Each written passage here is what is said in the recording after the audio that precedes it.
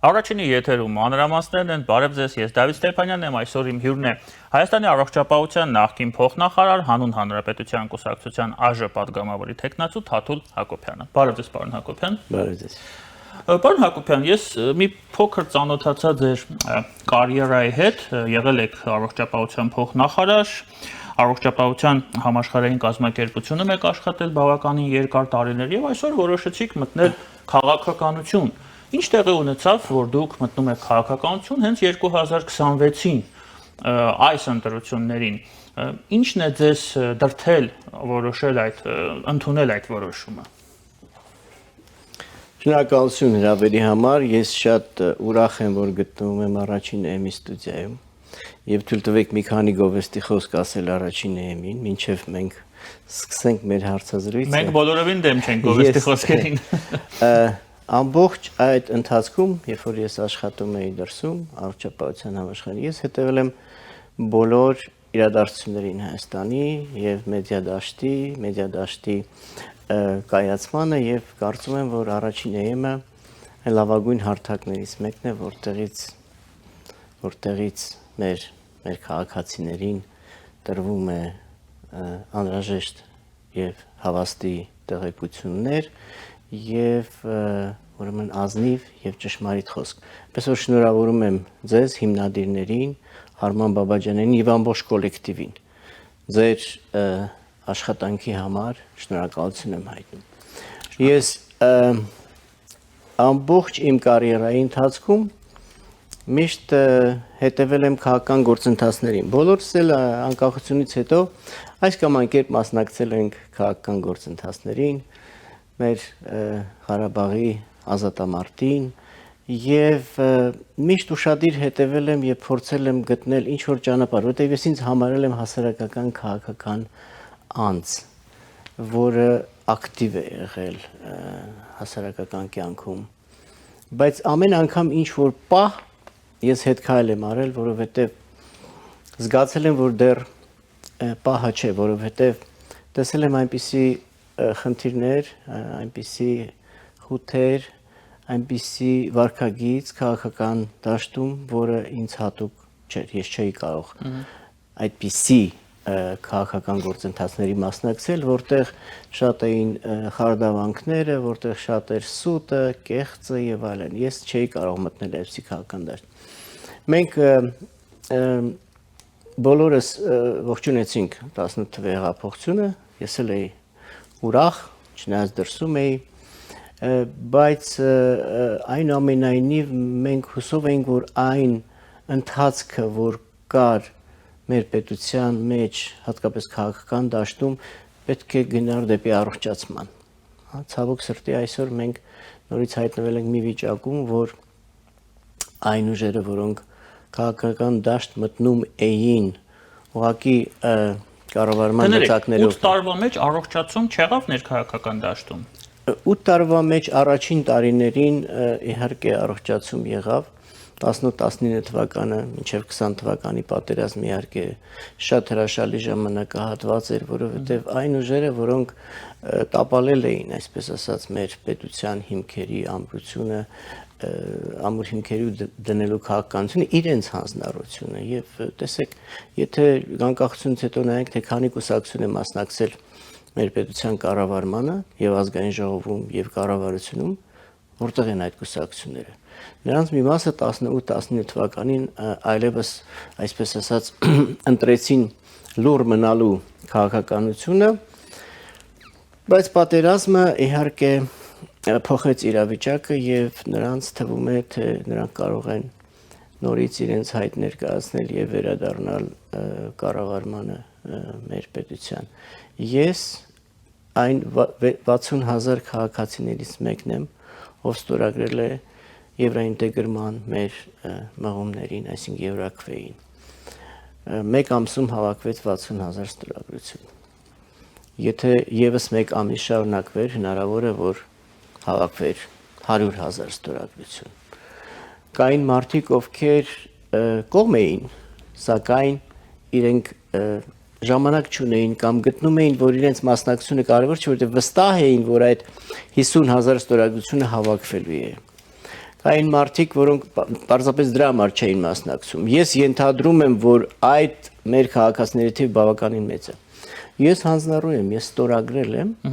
եւ ես իմ ամբողջ կուտակած փորձը գիտելիքները ներ եմ դնելու այդ օրակարգի առաջմղմանը եւ զարգացմանը, որովհետեւ տեսեք, հազարամյակներ շարունակ մեզ փորձել են մեր օրրանից դուրս մղել։ Կարծես թե անկախությունից հետո եւ մեզ թվաց, որ այլևս մենք այդպիսի գոյաբանական խնդրի առաջ չենք կանգնելու։ Բայց դա կախված է նրանից, թե մենք ինչ հիմքերի վրա ենք դնում մեր պետությունը, ինչ հզորություն ունի Հայաստանի Հանրապետությունը եւ ինչպիսի երաշխիքներ մենք կարող ենք տալ մեր Արցախի գույերին եւ եղբայրներին։ Եվ այնպես ստացվեց, որ 30 տարի հետո մենք նորից կանգնած ենք գոյաբանական խնդրի առջեւ։ Այնինչ տեղ ունեցավ Արցախի հետ, այն դավաճանությունը, որտեղ ունեցավ, այսօր նույնիսկ այն ուժերը, որոնք ջատագովն են մեր ռազմավարական գործընկերոջ, ես կասեի նախկին, արդեն որովհետև այդ ռազմավարական գործընկերը այլևս իր, այսպես ասած, սպառնալիքներից եւ հոխորտանքից բացի ոչինչ չի առաջարկում Հայաստանի Հանրապետությանը, սակայն նույնիսկ զրույցներում ես ունեմ նաեւ մտերիմ ընկերներ, որոնք վիճում են իմ հետ։ Նույնիսկ նրանք ընդունում են, որ տեղի ունեցել պատմական դավաճանություն, բայց ինչ են ասում նրանք, ասում են, եկեք մեկ անգամ եւս մենք փորձենք մեր հարաբերությունները կարգավորել մեր դարավոր ռազմավարական գործընկերոջ հետ։ Կարգի նորմալ, այսպես ասած, եթե վերցնենք, կարելի է համարել, որ սա որպես կարգախոս իրավունք ունի կյանքի, բայց ում հետ։ Որ երրորդ անգամ մենք պետք է դավաճանվենք, որպեսզի հասկանանք, որ այլևս նույն փոթխի վրա չի կարելի կանգնել։ Ոչ միայն տարբեր ասացվածներ կան դրա հետ կապված։ Դա փոթխ չէ, դա կացին է արդեն։ Այսինքն մենք ինչ գործ ունենք այդ թունավոր միջավայրի հետ, որը անընդհատ մեզ սպառնալիքներ է ուղարկում։ Չէ՞ ոք եք ծախում։ 380,000 Եվ տեսեք ամենակարևորը, արդյոք հաշտվել են։ Նույնիսկ նրանք ընդունում են, որ եղել է դավաճանություն, բայց ասում են գուցե փորձենք եւս մեկ անգամ մտնել մի նոր դարաշրջանի մեջ, որտեղ մենք կընկնում ենք պատերազմների, մեր հարևանների հետ հակամարտությունների մեջ։ Վերաբանակցենք։ Վերաբանակցենք ում հետ։ Ես չգիտեմ։ Վերաբանակցել Ադրբեջանի հետ են ուզում վերաբանակցել։ Չէ, Ռուսաստանի հետ են ուզում վերաբանակցել։ Վերաբանակցենք հարաբերությունները կարգավորելու։ Արցախի մեր հայրենակիցները մոլորակի վրա չկար մեկտեղ, որտեղ մարդիկ այդքան նվիրված էին ռուսական դաշնության, Ռուսաստանի դաշնությանը, հավատարիմ ու նվիրված։ Ռուսաստանի նախագահի նկարներով, 100 մետրանոց դրոշներով։ Իմ մոտ այնպիսի տպավորություն էր, որ մեր Արցախի քույրերն ու եղբայրները ավելի շատ վստահում են Ռուսաստանին, քան Հայաստանի Հանրապետությանը։ Արդյոք նրանք ներել են այդ դավաճանությունը ի պատասխան իրենց նվիրվածության եւ իրենց հավատի, այսօր Արցախը լքված է եւ դատարկված։ Պարոն Հակոբյան, ես շատ եմ սիրում զբոսնել, ու այգիները քիչ են Երևանում, դա էլ առանձին հարց է իշխանությանը, բայց այնուամենայնիվ մտքերս եմ փորձում հավաքել եւ շատ դեպքում մարդիկ կանգնացնում են ինձ հարցեր են տալիս, հենց այսօր այդպես ստացվեց զուգադի պես մեր զրույցի հետ։ Մի քաղաքացի կամ խոսեցինք մի փոքր, ասաց, գիտեք, ես այդ 60,000-ից եմ, ես էլ եմ գնացել Թաղապետարան, ստորագրել եմ, բայց 2 տարի անցել է արդեն, հա, տենց ասաց։ 1 տարի երևի։ Ну, ասաց 2 տարի, ես հիմա իրան եմ ցիտում։ Բա ուրա, ինչի չեն գնում Եվրամիություն, ինչի օրենքս ընդունեցինք, դուք էլ նախաձեռնող խմբի անդամ եք, ինչ նախնդիրը, ինչի իշխանությունը չի գործում։ Ես այդ հարցի պատասխանները չունեմ։ Եվ ես կարծում եմ, որ եթե դուք ձեր քաղաքական ուժը հայտնվի խորհրդարանում, դուք առաջին հերթին պետք է սպասարկեք այս օրակարգը, որովհետև այդ 60,000 քվեն, այդ թվում նաև դա ինչ որ առումով ավանս էր, նաև ձեր քաղաքական ուժին։ Եվ խնդրեմ ձեր տեսակետը, եթե դուք հայտնվեք խորհրդարանում, ընտրություններին մարդիկ վստահության քվեն տան հանուն Հանրապետության կուսակցությանը, ինչ օրակարգ եք առաջ տանելու Եվրամիության ուղղությամբ, որպեսզի այս օրենքը ոչ թե մնա թղթի վրա, այլ հնարավորինս շուտ, որքանով դա հնարավոր է, թույլ են տալիս աշխարհաքաղաքական պայմանները եւ մեր ներքին պայմանները մենք գնանք այդ ճանապարհով։ Հազարամյակներ շարունակ մեր քաղաքական օրակարգում եղել է անվտանգության հարցը։ Եվ այսօր էլ անվտանգության հարցը առաջինն է, եթե մեր քաղաքացիներին հարցնենք, թե որն է առաջնայինը Հայաստանի Հանրապետության համար անվտանգության հարցն է։ Եվ այլևս մենք հավատում ենք, որ եվրոինտեգրումը եւ մեր տարածաշրջանի եւ աշխարհակաղակական առումով մեր անվտանգության երաշխիքների ճանապարհն է։ Ես ինչու եմ միացել։ Ես միացել եմ հանուն հանրապետության թիմին։ Ես կուսակցական չեմ, բայց միացել եմ թիմին, որովհետեւ այս թիմի հետ ես զգում եմ սիներգիզմ։ Դուք պատկերացրեք, մենք նստում ենք զրույցում եւ առանց պատրաստվելու։ Եվ փոխլրացումը այնքան մեծ է, որ մենք կարողանում ենք այսպես միմյանց լրացնելով մտքեր գեներացնել, գաղափարներ գեներացնել։ Կա գոյություն ունի կուսակցության նախընտրական ծրագիր, այդ մասին դեռ չենք խոսում, քանի որ նախընտրական արշավը դեռ չի սկսվել, բայց որոշ ծրագրային դրույթների մասին կարող ենք խոսել կոնկրետ։ Մասնավորապես ինչպես ենք գնահատում Եվրաքվեից հետո ընկած ժամանակահատվածը, այս 1 տարին մոտավորապես։ Ես ունեմ դրա պատասխանը այնքան ու ինչքանով որ փորձում եմ հասկանալ մեր այսօրվա մեծամասնության, կառավարության, ազգային ժողովի վարքագիծը։ Նրանք ավելի տեղեկացված են, քան մենք, ճիշտ է։ Նրանք են տանում բանակցությունները մեր Եվրամիության գործընկերների, ԵԱՏՄ գործընկերների, մեր ռազմավարական, այսպես ճակերտավոր դաշնակցի հետ։ Նրանք են այդ հարաբերությունների մեջ եւ նրանք ավելի լավ են պատկերացնում այն ռիսկերը, որոնք արկա են։ Եվ ես տեսնում եմ այս զգուշավորությունը, որ նրանք դրսևորում են տարբեր հարցերի շուրջ, եւ արձագանքելու, եւ քայլերի։ Թերևս չեն ուզում կտրուկ քայլեր անել եւ երևի դա նորմալ է, որովհետեւ երբ նայում ենք հյուսիս այդ առալի պետությանը, երբ պետք է հասկանալ, թե ինչպիսի վտանգներ կան այդ երկրում։ Եվ մենք պետք է օբյեկտիվ գնահատենք եւ երբեք չգնանք հակամարտության այդ երկրի հետ։ Ես ասեմ, որ հեղափոխությունից հետո եւ 20 թվականից նույնիսկ այդ դավաճանությունից հետո, երբ նրանք չկատարեցին իրենց պայմանագրային պարտավորությունները,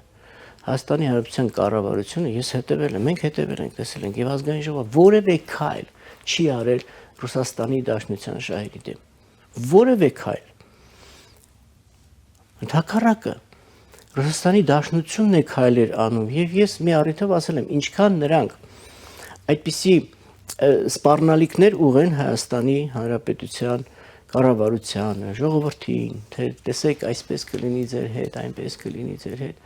այնքան մեր ժողովրդի մեջ ամրապնդվելու է այն մտայնությունը, որ պետք է զերծ մնալ այդպիսի ռազմավարական գործընկերոջից, որովհետև այն վստահելի եւ հուսալի չէ, առավել եւս անվտանգության առումով։ Հիմա ինչ պետք է անենք մենք։ Մեր խնդիրը մենք իհարկե շատ օբյեկտիվ ենք գնահատում մեր հավակնությունները, մենք առողջ հավակնություններ ունենք, մենք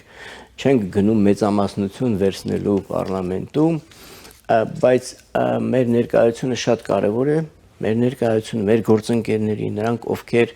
եվրոինտեգրման ջատագովներն են, նրանց ներկայությունը չափազանց կարևոր է, որպեսզի ապագա կառավարությունը ավելի գործուն քայլեր, ավելի խիզախ եւ համարձակ լինի այդ գործերի մեջ, որովհետեւ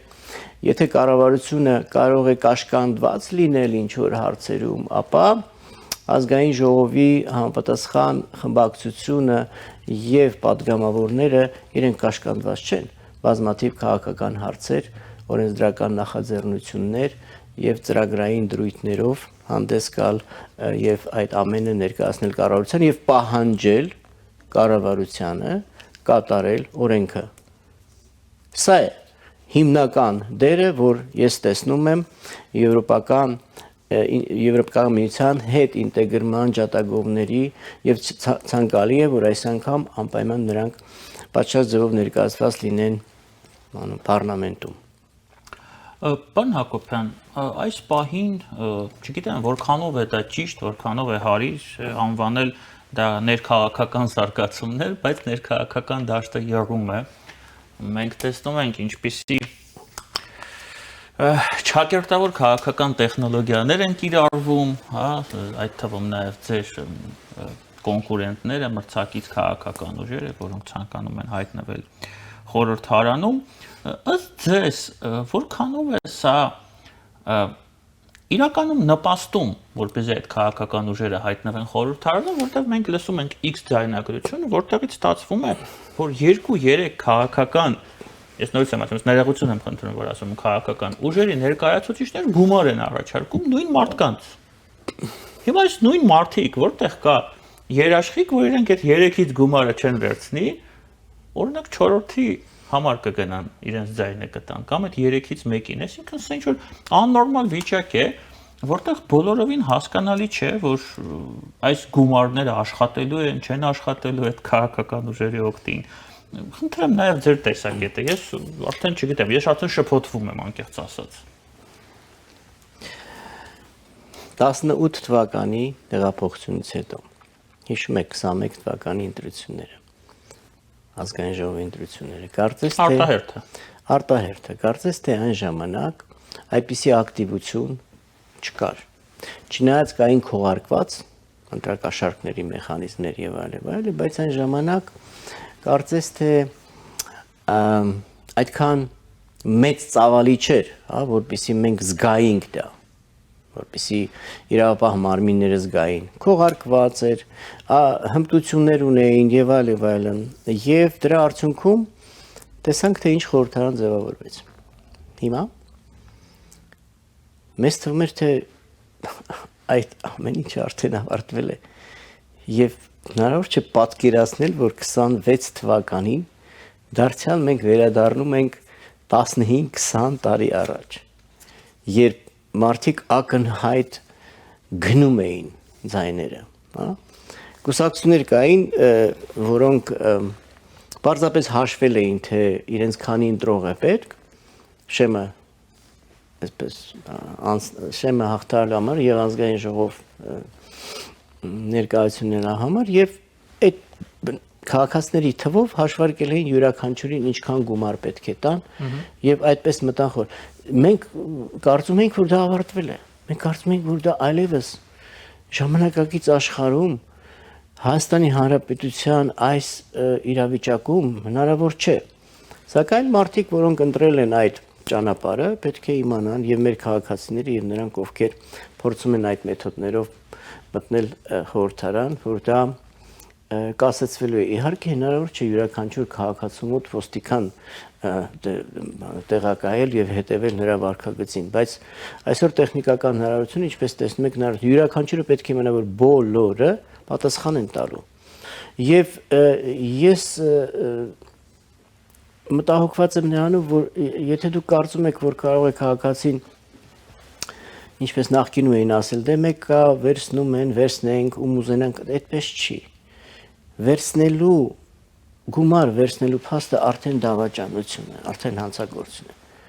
Դու վաճառում ես քո քաղաքացիական իրավունքը, դու վաճառում ես քո հոգին եւ դու հոգին վաճառում ես սատանային։ Նրանք ովքեր թույլ տվեք այդպիսի, այսպես եզրույթներով ասեմ, նրանք ովքեր իրենց թվում է իրենք շատ ճարպիկ են եւ կարող են այս իրավիճակում գումար աշխատել, սխալվում են։ Իրենք ուղղակի դավաճանում են մեր պետությանը, իրենք պարզապես խաթարում են մեր պետության առաջընթացը եւ իրենց զավակների եւ իրենց երեխաների ապագան։ Չի կարելի թույլ տալ դա, ոչ մի ձևով չի կարելի արդարացնել դա։ Եվ նրանք, ավարտեմ, նրանք, ովքեր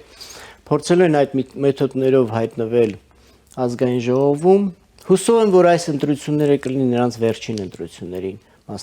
վերջին մասնակցությունը երբևիցե համապետական ընտրություններին եւ նրանք պետք է դուրս գան ուղղակի քաղաքական դաշտից, հայտնվել լուսանցքում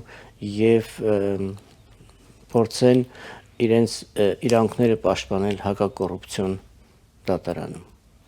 Պարոն Հակոբյան, ես միանշանակ կիսում եմ ձեր կարծիքը, որ զարմանալի է, որ 21-րդ դարում 26 թվականի ընտրություններին մարդիկ շարունակում են գործել հին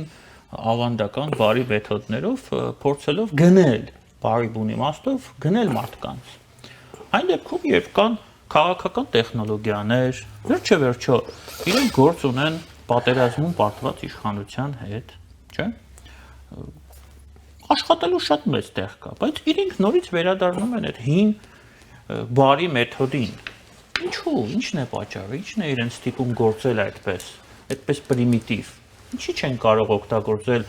արդի քաղաքական տեխնոլոգիաները։ Ես ոնց տարբեր ճանապարհներ գիտեմ, չլինելով քաղտեխնոլոգ, ինչպես կարելի է մարդկանց հետ աշխատել եւ ինչպես օրենքի շրջանակներում փորձել ստանալ վստահության քվե, այլ ոչ թե գնել այդ, չգիտեմ, վստահությունը կամ քվեն։ Դուք ինչպես եք կարծում։ Տեսեք, ասեցիք պատերազմը տանուլ տված իշխանություն։ Պատերազմը տանուլ տված իշխանության իրենց այդպես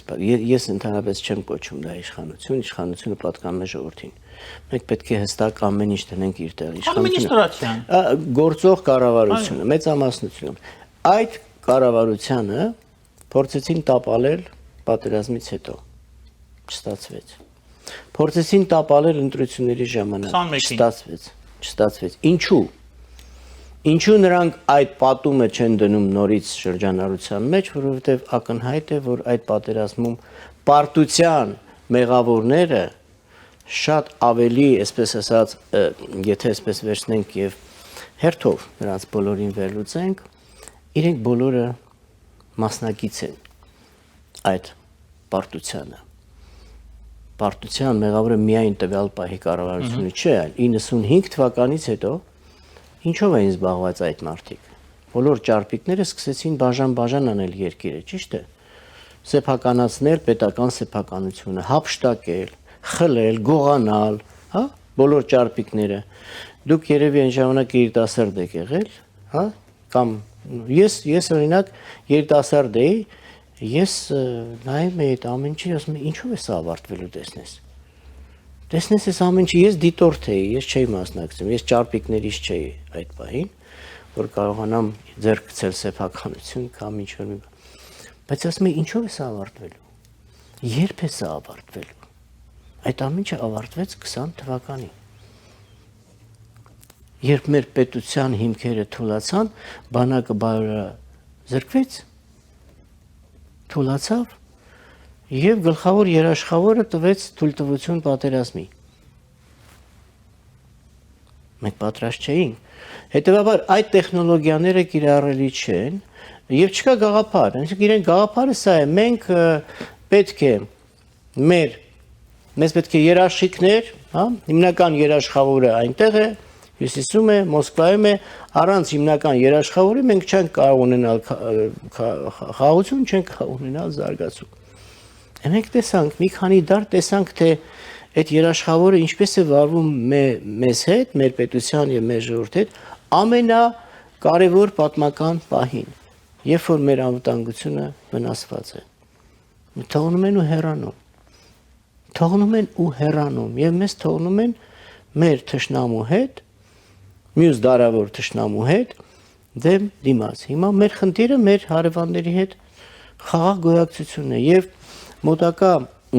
ամիսը ներողություն շաբաթը, ամիսները եւ տարի մոտակա շաբաթը աննախադեպ շաբաթ է մեր պետության եւ մեր ժողովրդի համար։ Ես կասեի դա եվրոպական շաբաթ է, այդ երկու գագաթաժողով, եվրոպական քաղաքական համայնքի գագաթաժողովը պարզապես այն տեղի ունենում Երևանում, Հայաստանում եւ երկրորդը Եվրամիություն Հայաստան, որը շատ ավելի կարեւոր է մեր պետության համար կարծում եմ որ այդ երկու գագաթաժողովը եւ մի շարք պետությունների ղեկավարների այցը եւ երկկողմ հարաբերությունների զարգացման տեսանկյունից հատկապես Ֆրանսիայի նախագահի այցը չափազանց կարեւոր է պետական այցը որովհետեւ Ֆրանսիան այսօր մեր համար ամենաբարեկամական երկիրն է թերևս իմ կարծիքով հիմա ինչ են տալու այդ համաժողովները մեր ակտիվացվելու է մեր եվրոպական օրակարգը ես կարծում եմ որ կլինեն հայտարարություններ կհնչեն հայտարարություններ գոյությունի օրակարգ թե ինչպիսի պայմանավորվածություններ են ձեռք բերվելու եւ այդ ամեն ինչին պետք է սեփականատեր։ Հաջորդ կառավարությունը եւ հաջորդ ազգային ժողովը պետք է վերցնի այդ էստաֆետը եւ շարունակի։ Եթե հաջորդ կառավարությունը կազմի քաղաքացիական պայմանագիրը, ամենայն հավանականությամբ այդպես էլ կլինի, անհրաժեշտ է, որպեսզի քաղաքացիական պայմանագիրը ունենա այդ հանձնառությունը շարունակելու գործընթացը, բայց անհրաժեշտ է նաև ազգային ժողովում ունենալ եվրոպական ինտեգրման ճատագովների ուրեմն ներկայություն։ Ես չեմ ուզում միայն հանուն հանրապետության կուսակցության մասին խոսել, կան գործընկերներ, որոնք նույնպես գտնում են, որ դա մեր միակ այսօրվա այլընտրանքային զարգացման ճանապարհն է, ապա կարծում եմ, որ մեր ներկայությունը կխթանի այդ գործընթացը։ Մենք ամեն ինչ կանենք, որպեսզի լինենք այդ ձեր նկարագրած քաղաքացու, որը ձեզ փողոցում փորձում էր հիշեցնել Եվրաքվեի մասին, այլ մենք կլինենք նրա ձայնը խորհրդարանում։ Այսօր նրանք ձայն չունեն խորհրդարանում։ Իհարկե, կառավարող ուժը, մեծամասնությունը անցալով մեր քաղաքացիների այսպես պահանջին, 60,000 քաղաքացիների ընդունեցին օրենքը, բայց հաջորդ կառավարությունը պետք է ավելի ջանասեր, ավելի խիզախ եւ ավելի համարձակ լինի։ Այ մենք այդպիսի համարձակության մթնոլորտ կստեղծենք ազգային ժողովում։ Մենք խոստանում ենք մեր բոլոր քաղաքացիներին, որ մենք շատ ակտիվ աշխատելու ենք, ներելով նոր մշակույթ, ոչ թե հակամարտություն, այն ինչ որ տեսնում ենք հիմա խորհրդարանում, հա, մենք չենք տեսնում խորհրդարան, որտեղ կա քննարկում, այդ դա քաղաքական բանավեճի կիզակետն է, չէ՞, այնտեղ պետք է բանավեճ լինի եւ այլ, բանավեճը չկա, ինչպես ասում եք, կա փոխադարձ մեղադրանքներ, հայհոյանքներ, ծեծ կրտուկ, մենք այդ ամենին չենք մասնակցելու, ընդհակառակը գուցե նաեւ կանխենք այդ անցանկալի գործընթացները խորհրդարանում։ Պարոն Հակոբյան, ես հույս ունեմ, որ մենք հնարավորություն ենք ունենալու, որպեսզի ես հրավիրեմ ձեզ նորից մեր տաղավար ընտրություններից հետո եւ հիշեցնեմ ձեր տված խոստումների մասին։ Դա ասում եմ, որպես այդ 60,000 քաղաքացիներից մեկը։ Շնորհակալություն։ Շնորհակալ եմ։ Մեր հյուրն էր Հայաստանի առողջապահության նախկին փոխնախարար, հանուն հանրապետության կուսակցության ԱԺ պատգամավորի թեկնածու Թաթուլ Հակոբյանը։ Քիչ անց մենք կվերադառնանք եւ կշարունակենք մեր եթերը։